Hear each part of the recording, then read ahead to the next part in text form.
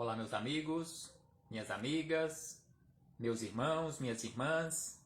É com imensa satisfação que nos encontramos aqui mais uma vez nesta página virtual, neste centro espírita virtual, para mais um momento de estudo, mais um momento de reflexões acerca do Evangelho do Cristo, à luz da doutrina espírita. E por isso, mais uma vez agradecemos a Deus, em especial e acima de tudo, pela dádiva da vida. Agradecemos a Deus por nos ofertar mais uma vez a oportunidade do tratamento, a oportunidade que estamos tendo aqui neste momento de darmos continuidade aos nossos esclarecimentos, este verdadeiro tratamento espiritual, esta busca constante da verdade.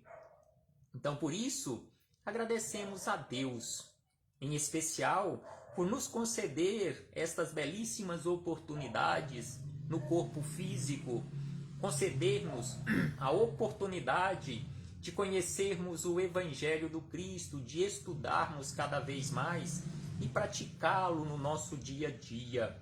Agradecemos a Jesus de Nazaré, nosso Mestre e Senhor, guia e modelo para toda a humanidade, por estes belíssimos ensinamentos que ele nos deixou de forma exemplificada, e todos os ensinamentos complementares que nós temos hoje à nossa disposição, através da doutrina espírita, as obras básicas e complementares que tantos esclarecimentos nos trazem.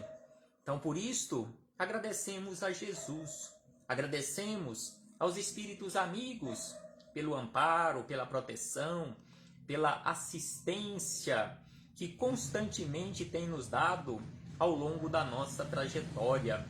Não podemos deixar de agradecer de uma forma muito especial a todos vocês, irmãos e irmãs de jornada, que constantemente se esforçam para nos encontrarmos aqui neste momento, neste local virtual, nesta sala virtual, para estes estudos, estas reflexões.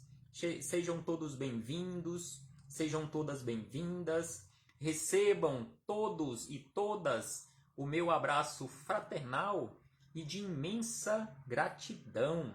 Então hoje aqui nos encontramos para estudarmos mais um capítulo belíssimo, belíssimo capítulo do livro Boa Nova, de autoria do espírito Humberto de Campos, em parceria com Chico Xavier.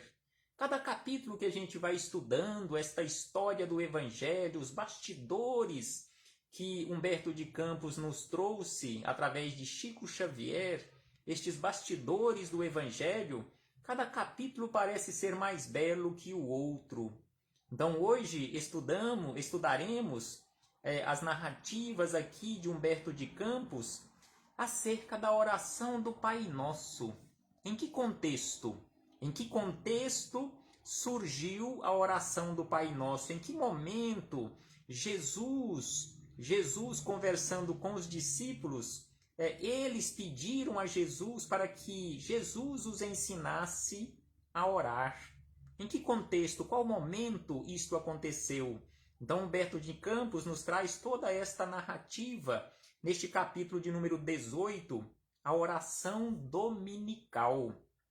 Mas antes de começarmos aqui as narrativas de Humberto de Campos, faremos mais uma vez a nossa leitura costumeira, enquanto outros irmãos e irmãs vão chegando e se conectando aqui conosco e nos ligando, todos nós, nesta imensa corrente de oração, nesta imensa corrente magnética, onde nós emitiremos as melhores vibrações por todos nós, em especial por aqueles que se encontram em maiores necessidades do que nós mesmos.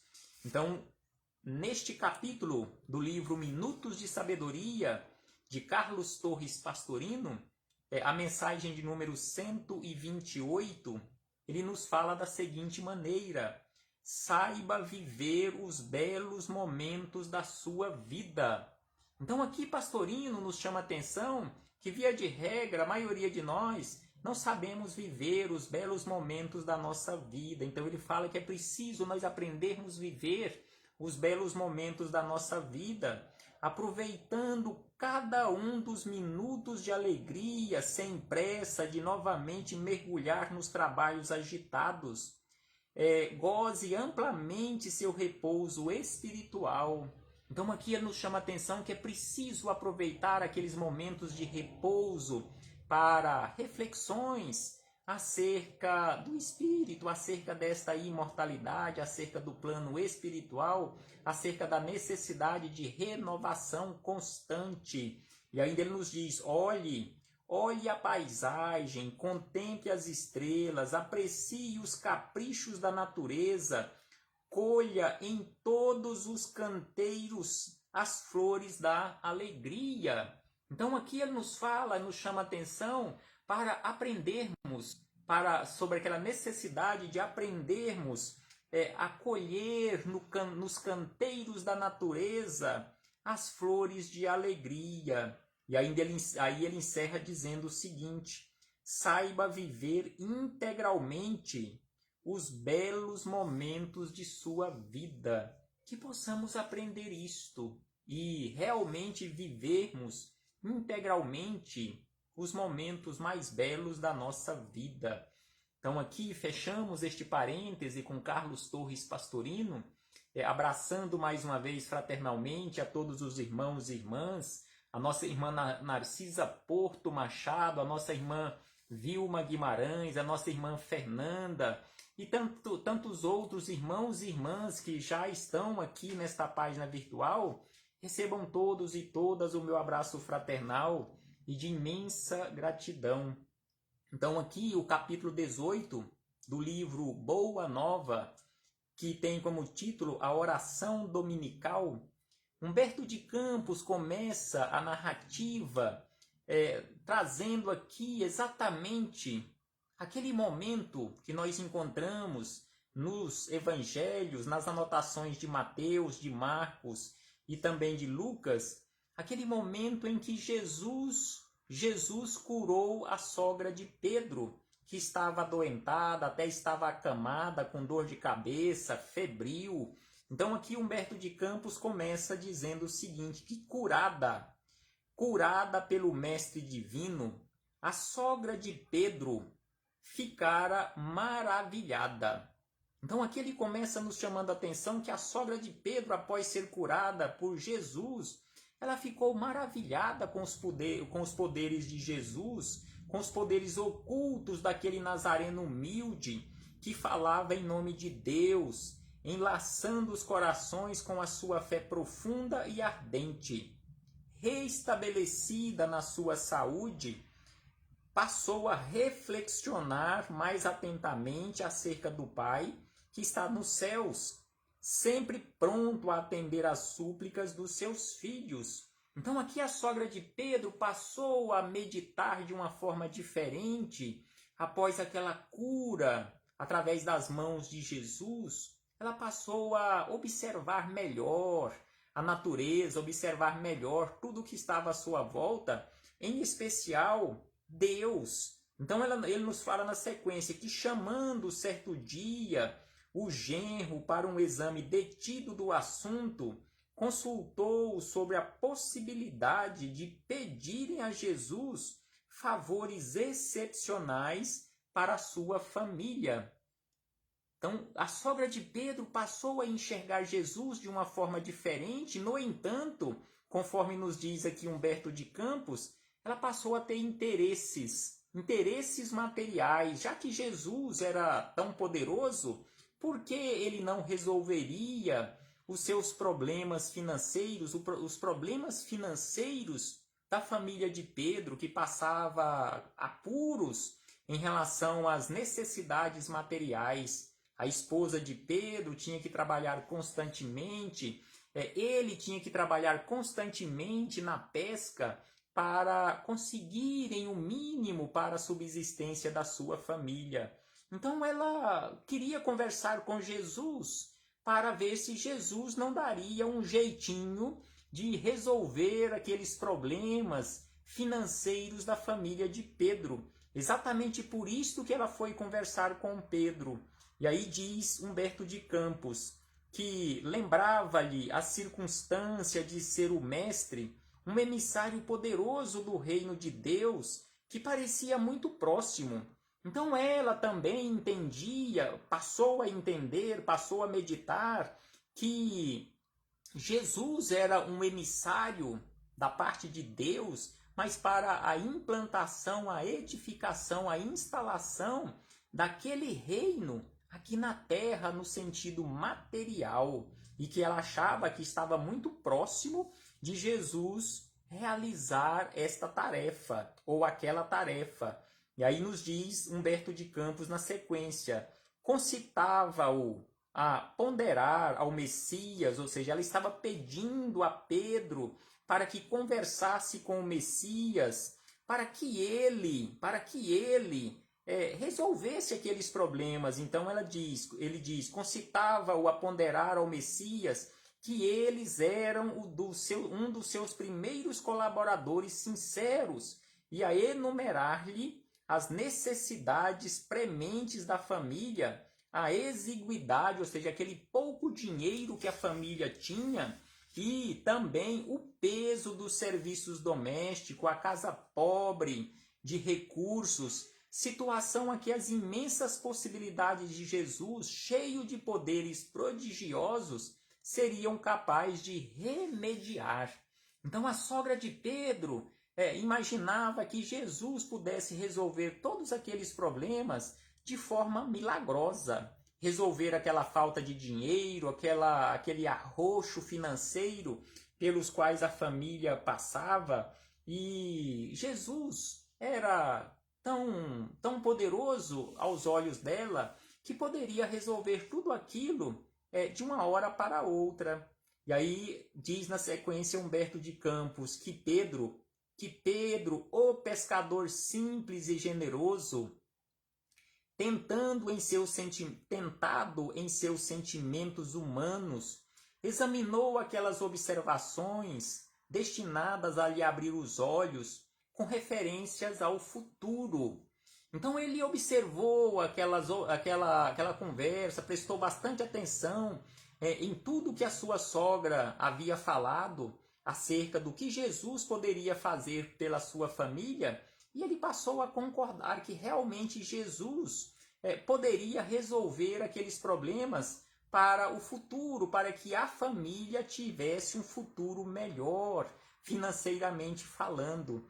E aí diz Humberto de Campos que, entretanto, refletiu que Jesus era mestre e nunca desprezava qualquer ensejo de bem ensinar o que era realmente proveitoso aos discípulos. E aí ele fez um questionamento para a sua própria consciência. Acaso não saberia ele o melhor caminho? Então ele estava tentando um meio de conversar com Jesus e pedir a Jesus uma orientação acerca do melhor caminho. Ele não ia pedir diretamente que Jesus resolvesse miraculosamente os seus problemas financeiros, mas que Jesus o orientasse para que ele pudesse fazer melhores escolhas financeiramente, trabalhasse menos e ganhasse mais. Então ele diz na sequência, não viam em sua presença alguma coisa da própria presença de Deus? Mais um questionamento de Pedro para a sua própria consciência. Guardando, contudo, indeciso o espírito em face das ponderações familiares, buscou uma oportunidade de falar com o Messias acerca do assunto. Então ele guardou com ele todas aquelas ponderações da sua sogra e realmente concordou que ele deveria conversar com Jesus para que Jesus o auxiliasse, indicasse o melhor caminho. E aí Humberto de Campos narra da seguinte maneira, que chegada que foi a ocasião, o apóstolo procurou provocar muito de leve, bem de sutil, a solução do problema, perguntando a Jesus com a sua sinceridade ingênua. Então aqui Humberto de Campos nos fala que Pedro era aquele mais sincero dos 12 que estavam com Jesus, e ao mesmo tempo era o mais ingênuo. Era um dos mais velhos também, mas era o mais ingênuo nesse sentido. Então ele falou com Jesus de forma sincera e ao mesmo tempo com ingenuidade. E aí ele questionou a Jesus da seguinte maneira: Mestre, será que Deus nos ouve todas as orações? Então esse questionamento de Pedro serve como questionamento de todos nós. Será que Deus ouve realmente todas as nossas orações? Segundo André Luiz, até mais do que isso. Deus não só simplesmente ouve. Deus, em realidade, sente as nossas orações, sente as nossas necessidades. E segundo André Luiz, não existe uma oração que fique sem resposta. Todas elas são respondidas de acordo com as nossas necessidades reais, não de acordo com aquilo que nós pedimos. É por isso que, via de regra, nós achamos que Deus se esqueceu de nós. Deus não atende às nossas preces. É por isso que nós imaginamos e pensamos que Deus não atende às nossas preces, pelo fato de que nós pedimos aquilo que achamos que precisamos. E Deus nos atende exatamente de acordo com as nossas necessidades reais. Quem quiser estudar um pouco mais acerca da prece, buscarmos lá no Livro dos Espíritos, lá nas questões 658 até as 660, que Kardec fez vários questionamentos aos espíritos amigos acerca da prece. Buscarmos no Evangelho segundo o Espiritismo, em especial nos capítulos 27º e 28º, quando Kardec também, juntamente com a espiritualidade amiga, fez um belíssimo estudo acerca da prece, nestes dois capítulos, 27º e 28º. E voltando ao questionamento de Pedro, então ele fez este questionamento a Jesus com aquele intuito de chegar aonde ele queria chegar, em relação aos seus interesses particulares. E aí Jesus responde a Pedro com um outro questionamento. Como não, Pedro? Será que você ainda não acredita que Deus ouve todas as nossas preces? Então Jesus respondeu desta forma: como não, Pedro? Desde que começou a raciocinar, observou o homem que acima de seus poderes reduzidos havia um poder ilimitado que lhe criara o ambiente da vida. Então aqui Jesus lembra a Pedro e a todos nós que desde quando nós começamos a raciocinar, entramos na chamada idade da razão, que aí abrimos mais um parêntese para citarmos mais uma vez André Luiz, porque André Luiz, em sua coletânea de livros, naqueles 13 livros, que é aquela coletânea, que compõe aquela coletânea A Vida no Mundo Espiritual, André Luiz nos fala que nós entramos na idade da razão, ou seja, começamos a verdadeiramente usar a nossa inteligência de forma sequenciada há exatamente 40 mil anos. Então aqui Jesus lembra que nesses 40 mil anos que nós já estamos usando a nossa razão, ou seja, começamos a raciocinar, nós observamos e chegamos à conclusão que acima dos nossos poderes reduzidos há uma energia de poder ilimitado que cria e sustenta todo o ambiente da vida. E aí Jesus acrescenta que todas as criaturas nascem com a tendência para o mais alto. Todos nós nascemos, desde quando saímos das mãos do Criador, simbolicamente falando, nós já temos esta destinação para o mais alto. Nós temos esta destinação que é a iluminação. E aí ele nos fala na sequência que nós temos essa tendência, essa destinação para o mais alto, e nós experimentamos a necessidade de comungar com esse plano elevado, donde o Pai nos acompanha com o seu amor, toda justiça e sabedoria, onde as preces dos homens o procuram sob nomes diversos.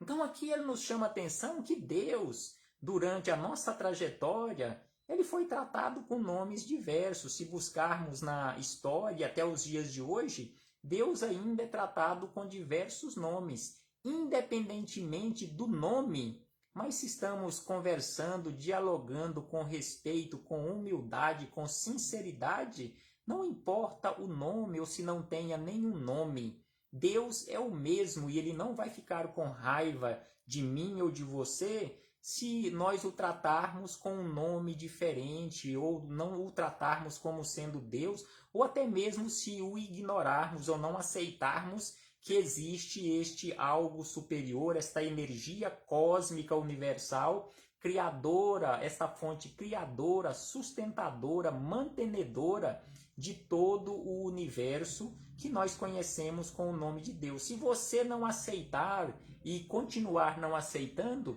Deus não vai ficar magoado em relação a você, em relação ao seu comportamento. Deus não vai te castigar. Deus está muito acima disto. Deus é amor. Mesmo que você não aceite, Deus continuará te amando da mesma forma que ele ama Jesus, da mesma forma que ele ama qualquer um outro espírito crístico, assim como Jesus, e outros tantos milhares, milhões, bilhões de espíritos já altamente iluminados que existem em todo o universo. Então aqui Jesus questiona a Pedro da seguinte maneira: acreditarias, Simão Pedro, que em todos os séculos da vida humana recorreria às almas incessantemente a uma porta silenciosa, inflexível, se nenhum resultado obtivessem? Será que ao longo dos milênios, ao longo de todos esses milênios de trajetória nossa, principalmente desde quando entramos na idade da razão, há 40 mil anos, será que estaríamos batendo à mesma porta incessantemente se nunca obtivéssemos nenhum resultado? Este é o questionamento de Jesus a Pedro. Não tenhas dúvida, Pedro, não tenhas dúvida. Todas as nossas orações são ouvidas. Então aqui Jesus também nos fala, assim como vários espíritos amigos que eu acabei de citar anteriormente, o próprio André Luiz, através de Chico Xavier, onde nos fala que nenhuma oração fica sem resposta. Então aqui Jesus nos fala que todas as nossas orações são ouvidas. O Espírito Miramês também nos fala, através de João Nunes Maia, que todas as orações são ouvidas, sim, são atendidas. No entanto, existem pedidos que nós fazemos a Deus que são de natureza tão complexa, ou que são de naturezas tão complexas, que a resposta virá, mas poderá levar até alguns séculos para recebermos esta resposta. Então, o certo é, conforme nos disse aqui Jesus, que todas as orações são ouvidas e são respondidas de acordo com as nossas necessidades reais. E aí Humberto de Campos segue dizendo: no entanto, exclamou respeitoso o discípulo. Então, Pedro, respeitosamente, questionou Jesus mais uma vez: se Deus ouve as súplicas de todos os seres, por que tamanhas diferenças na natureza? Então aqui Pedro, mesmo sendo um apóstolo que não tinha praticamente leitura, fala-se que ele era até analfabeto praticamente, ele fez um questionamento muito sábio, um questionamento muito interessante. Então, Senhor, mas se Deus ouve as nossas rogativas, ouve as nossas súplicas, por que tamanhas diferenças entre nós? E a doutrina espírita nos explica tudo isto. A doutrina espírita nos explica de onde viemos, para onde iremos, por que uns nascem sãos, outros nascem doentes, por que uns nascem em berço de ouro, outros nascem em berço de palha, por que pobreza, por que riqueza, e assim sucessivamente. Então a doutrina espírita nos explica de forma clara e transparente, à luz do Evangelho do Cristo, todas estas diferenças. E Jesus também aqui explica a Pedro e a todos nós a este questionamento. E ainda ele questiona Jesus da seguinte maneira: por que razão? Aí ele entra na sua situação particular. Por que razão sou obrigado a pescar para prover a subsistência da minha família, quando o outro discípulo, nosso companheiro, por nome Levi, que mais tarde passaria a chamar-se Mateus, porque Levi ganha bom salário no serviço dos impostos com a sabedoria dos livros? Então Pedro fez mais um questionamento de sabedoria a Jesus. Por que eu tenho que trabalhar tanto na pesca, ganhar tão pouco, ao passo que Levi, pelo fato de ter estudado, buscado a sabedoria nos livros, ele ganha um bom salário, sentado lá na coletoria, na sombra, e cobrando impostos dos outros que trabalham tanto. E aí ele faz um outro questionamento. Como explicar, mais um questionamento de Pedro, como explicar que Joana, nós já estudamos a história de Joana, a Joana de Cusa, que estudamos recentemente no capítulo de número 15, que era esposa de um alto funcionário de Herodes por nome, ele era um intendente, né, de Herodes por nome de Cusa. Então Joana era esposa deste alto funcionário de Herodes, ou seja, ali da coroa romana, que também tinha um bom salário. Então Joana era da alta sociedade de Cafarnaum. Então ele questiona como explicar que Joana disponha de servas numerosas. Joana tinha à sua disposição várias servas. Então ele diz aqui servas numerosas, quando minha mulher, ou seja, a mulher de Pedro, é obrigada a plantar e cuidar de nossa horta. Então ele questiona por que essa diferença. Se Deus é o amor, se Deus é tão magnânimo, se Deus é a misericórdia, se Deus ouve as nossas rogativas, por que tamanha diferença? Por que tudo isto? Por que não é ou por que não são todos iguais? Já que Deus ouve as nossas rogativas, Deus é este amor infinito. Então Pedro fez esses questionamentos. Jesus ouviu tudo isso atento e retrucou de forma serena. Pedro, precisamos não esquecer que o mundo pertence a Deus e que todos somos seus servidores. Você não está aqui sofrendo, trabalhando tanto, outros trabalhando menos, de acordo com de acordo com o seu ponto de vista. Todos nós estamos trabalhando nesta imensa seara de Deus. Todos nós somos servidores de Deus. E aí ele diz, os trabalhos variam. Aí ele começa a esclarecer Pedro, por que essas diferenças? Imaginemos nos nossos dias, se todas as pessoas na face da terra tivessem a mesma profissão. Se não existissem médicos, se não existissem enfermeiros, se não existissem contadores, se não existissem advogados e tantas profissões na face da terra, quem cuidaria de tudo isso? Se existisse apenas uma profissão e todos fizessem a mesma coisa. Imaginemos se todos tivessem no meio rural trabalhando com a plantação.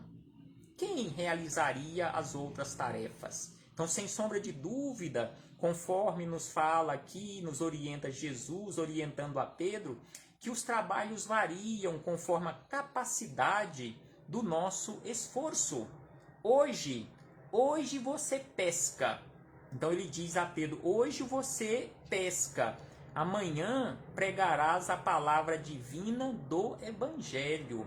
Então aqui Jesus fez aqui revelou a Pedro uma visão de futuro, uma profecia. Hoje você é pescador de peixes. Amanhã tu serás pescador de almas. Amanhã tu estarás semeando o evangelho. E aí ele acrescenta que todo trabalho honesto é de Deus. Quem escreve com sabedoria dos pergaminhos não é maior do que aquele que traça a leira laboriosa e fértil com a sabedoria da terra. O escriba sincero que cuida dos dispositivos da lei é irmão do lavrador bem intencionado que cuida do sustento da vida. Um cultiva as flores do pensamento, ou seja, aquele que escreve cultiva, ou aquele que escreve ou interpreta aquilo que está escrito, cultiva as flores do pensamento. Outros, as do trigal que o Pai protege e abençoa. Achas que uma casa estaria completa sem as mãos abnegadas que lhe varrem os detritos? Se todos os filhos de Deus se dispusessem a cobrar impostos, assim como Levi, aí ele lembra a Pedro, sem citar o nome de Levi, então ele lembra na forma de um questionamento a Pedro, se todos estivessem na condição de cobradores de impostos, quem pagaria os impostos? Quem iria pagar os impostos se só existisse só existissem cobradores de impostos? Então este foi mais um questionamento de Jesus a Pedro.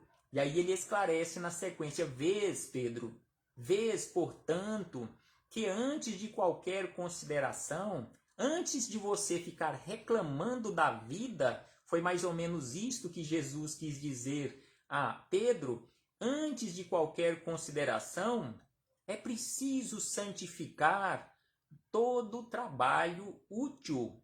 Então, na nossa sociedade de hoje, da atualidade, todo trabalho útil, todo trabalho realizado de forma honesta, sem sombra de dúvida que é importante para a sociedade de uma forma geral. Se não existissem esses nossos companheiros que trabalham tanto na limpeza das nossas ruas, na coleta do lixo das nossas ruas, que trabalham diuturnamente para realizarem estas tarefas, como estariam as nossas ruas? Então aqui Jesus nos lembra, é preciso santificar todo o trabalho útil, como quem sabe que o mundo é morada de Deus. O mundo é morada de Deus, conforme já estudamos, e Jesus falou sobre isso, os espíritos amigos falam sobre isso, que a casa do Pai é todo o universo. E aí Jesus continua esclarecendo a Pedro e a todos nós, na forma de um questionamento. Jesus segue: já pensaste que se a tua esposa cuida das plantas de tua horta, Joana de Cusa educa as suas servas? Então aqui Jesus fez um questionamento a Pedro, querendo lhe chamar a atenção: quem tem responsabilidade maior? A sua esposa que cuida das plantas da horta de vocês, da horta da sua casa? Ou Joana que cuida da educação de várias pessoas que estão sob a sua responsabilidade? E aí ele diz na sequência: a qual das duas, ou seja, da sua esposa ou de Joana, cabe responsabilidade maior? A tua mulher que cultiva os legumes, ou a nossa irmã Joana, que tem algumas filhas de Deus sob a sua proteção e responsabilidade? Quem poderá garantir que Joana terá essa responsabilidade por toda a vida? Como já estudamos o capítulo de número 15, nós já sabemos que Joana de Cusa, poucos anos depois do diálogo que ela teve com Jesus, o esposo dela foi destituído do cargo importante que ele ocupava, foi perseguido politicamente, ficou doente, desencarnou e ela ficou pobre. Se tornou, poucos anos depois, se tornou escrava. Então aqui Jesus questiona Pedro: quem garante que Joana ficará nesta condição durante toda a sua existência no mundo, acrescenta Jesus, há grandes generais que, apesar das suas vitórias, passam também pelas duras experiências de seus soldados. Assim, Pedro, precisamos considerar, em definitivo, que somos filhos e servos de Deus antes de qualquer outro título convencional dentro da vida humana. Então aqui Jesus esclarece a Pedro e a todos nós que antes de qualquer título que busquemos ou que conquistemos aqui na terra, o nosso título definitivo, intransferível, que não perderemos jamais, é essa condição de filhos e servos de Deus. E aí ele acrescenta, necessário é, pois, que disponhamos o nosso coração a bem servi-lo, ou seja, servir a Deus, seja como rei ou como escravo. Não importa em que posição da sociedade você encontre, seja na posição de rei ou na posição de escravo, nós precisamos servir bem a Deus, nos lembra Jesus. E ainda acrescenta a Pedro e a todos nós, da seguinte maneira, que certos de que o Pai nos conhece a todos e nos conduz ao trabalho ou à posição que mereçamos. Então aqui Jesus nos fala, respondendo a Pedro, que você hoje está desempenhando uma tarefa tal ou tal, você hoje está numa posição social tal ou qual, exatamente naquela posição que você merece. Então ele diz desta forma, o trabalho, a posição social que mereçamos. Sem sombra de dúvida que Deus não castiga ninguém. Isso é o resultado das nossas escolhas. Então hoje, se eu estou desempenhando uma tarefa, uma profissão muito difícil, resultado das minhas escolhas. Lá do passado, que eu escolhi aqui também, se eu estou passando por dificuldades, também é resultado das minhas escolhas. Não é escolha de Deus, mas resultado das minhas escolhas ao longo da minha trajetória. É o meu patrimônio. E aí, na sequência, Humberto de Campos ainda anota que o discípulo ouviu aquelas explicações judiciosas e, confortado com os esclarecimentos recebidos, ainda interrogou Jesus: Mestre, como deveremos interpretar a prece?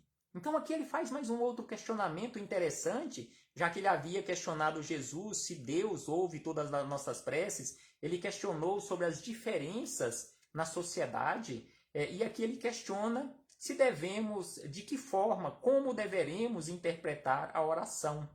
E aí Jesus responde: em tudo deve a oração constituir o nosso recurso permanente de comunhão ininterrupta com Deus.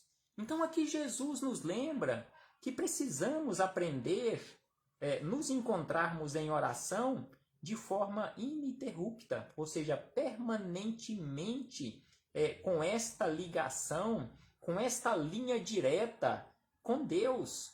Então aqui ele nos fala dessa forma, que devemos interpretar a oração como sendo esta permanente comunhão com Deus.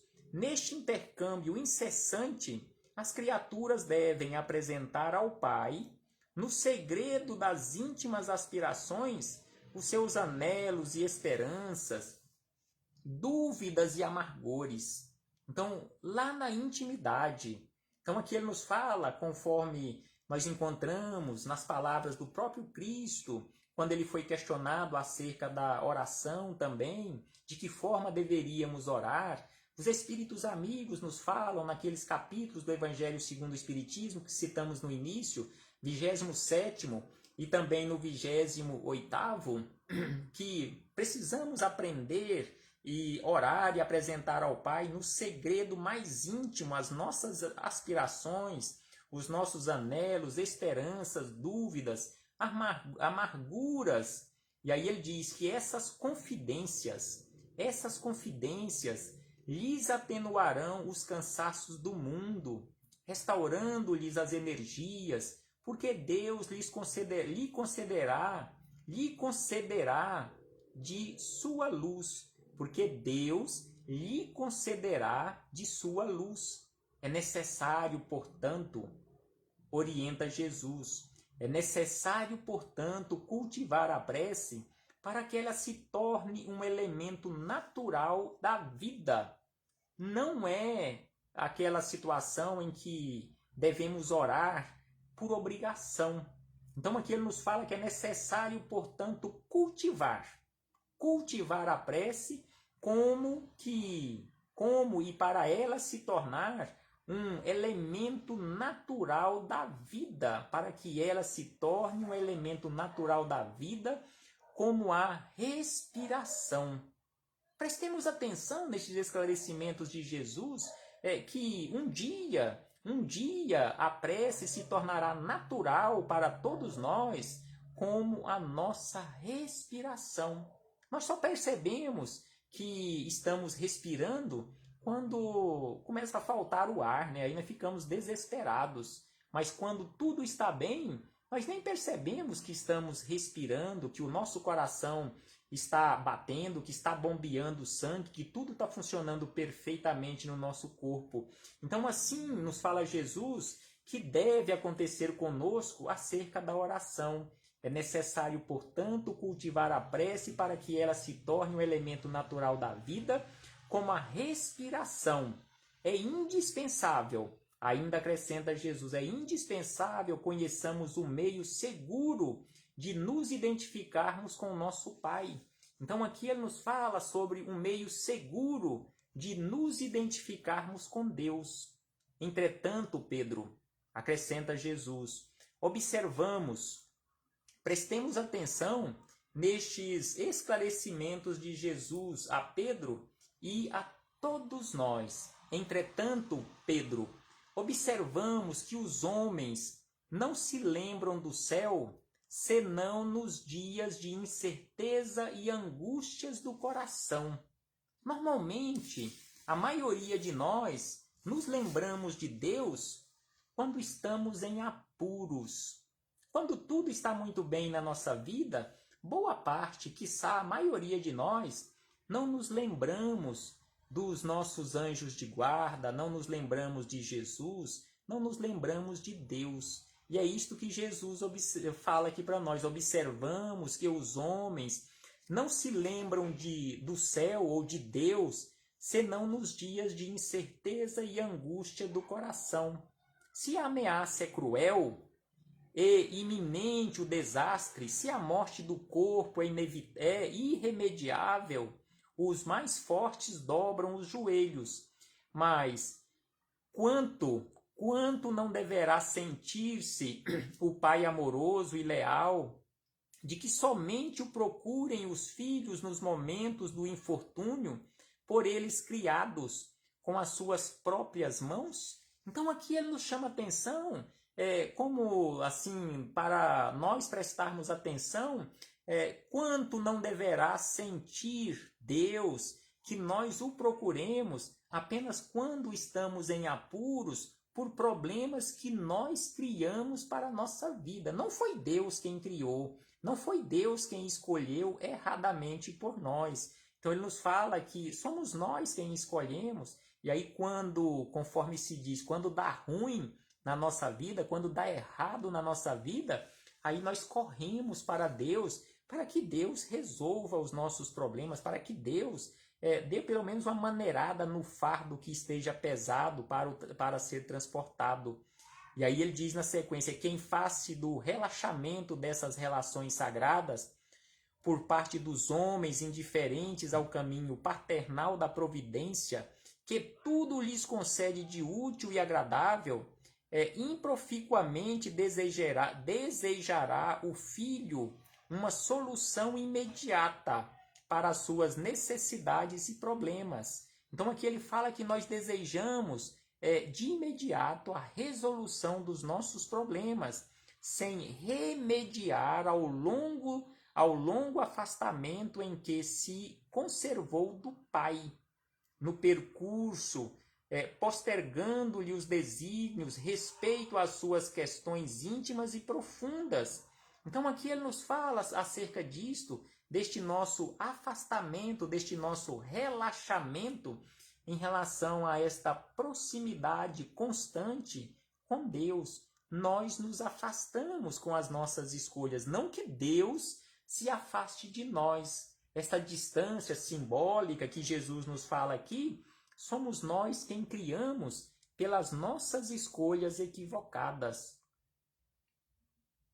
E aí acrescenta na sequência Humberto de Campos que Simão Pedro ouviu o mestre com uma compreensão nova.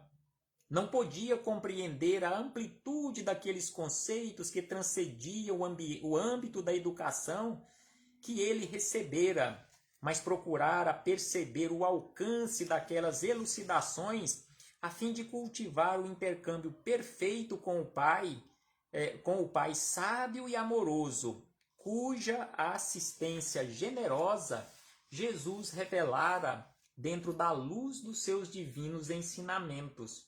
E ainda Humberto de Campos nos esclarece da seguinte maneira, que decorridos alguns dias, estando o mestre a ensinar os companheiros uma nova lição referente ao impulso natural da prece, Simão lhe observou: Senhor, tenho procurado, desde aquele dia que conversamos, tenho procurado, por todos os modos, manter inalterável minha comunhão com Deus, mas não tenho alcançado o objetivo de minhas súplicas. E aí, Jesus questiona Pedro: mas Pedro, o que você tem pedido a Deus? Será que você está pedindo, mesmo depois de tudo que conversamos, será que você está pedindo corretamente a Deus o que realmente você precisa? Então, Jesus fez este questionamento: o que você está pedindo a Deus? E aí, Pedro, na sua sinceridade, responde a Jesus: tenho implorado a sua bondade, que aplane os meus caminhos. Então aqui ele responde: eu tenho pedido a Deus que ele resolva os meus problemas, que a minha vida fique mais fácil, que ele aplane os meus caminhos, que os meus caminhos são cheios de buracos. Jesus contemplou longamente o discípulo, como se examinasse a fragilidade dos elementos intelectuais de que podia dispor para a realização da obra evangélica. Contudo, evidenciando mais uma vez o seu profundo amor e boa vontade, esclareceu com brandura a Pedro da seguinte maneira. Então ele percebia que Pedro tinha uma fragilidade intelectual enorme, mas só que Pedro tinha um bom coração, Pedro tinha boa vontade, Pedro era realmente uma rocha. Então Jesus, com a maior boa vontade também, com maior carinho, voltou a esclarecê-lo, esclarecendo a todos nós da seguinte maneira: Pedro, enquanto orares pedindo ao Pai a satisfação de teus desejos e caprichos, é possível que te retires da prece inquieto e desalentado. Então aqui Jesus esclarece a Pedro acerca dos seus pedidos a Deus, que enquanto ele estivesse pedindo, enquanto nós estivermos pedindo, enquanto permanecermos pedindo a Deus, para que Deus satisfaça os nossos desejos e caprichos materiais, é possível que nos retiremos da prece inquietos e desalentados, mas sempre que solicitares as bênçãos de Deus, a fim de compreenderes a sua vontade justa e sábia a teu respeito, receberás pela oração os bens divinos do consolo e da paz. Então aqui Jesus esclarece a Pedro e a todos nós de que forma nós precisamos conversar com Deus, o que nós pedirmos a Deus. Não a satisfação dos nossos caprichos materiais, mas neste caso, conforme ele diz aqui, que solicitemos a Deus as bênçãos de que nós necessitamos para compreendermos a vontade de Deus. E aí ele diz na sequência que o apóstolo guardou silêncio, demonstrando haver afinal compreendido. Um dos filhos de Alfeu, que poderia ser Tiago ou Judas, porém, reconhecendo que o assunto interessava sobremaneira a pequena comunidade ali reunida, adiantou-se para Jesus pedindo: Senhor, ensina-nos a orar. Este pedido de um dos filhos de Alfeu foi anotado por Lucas, no capítulo 11, versículo de número 1. Senhor, ensina-nos a orar.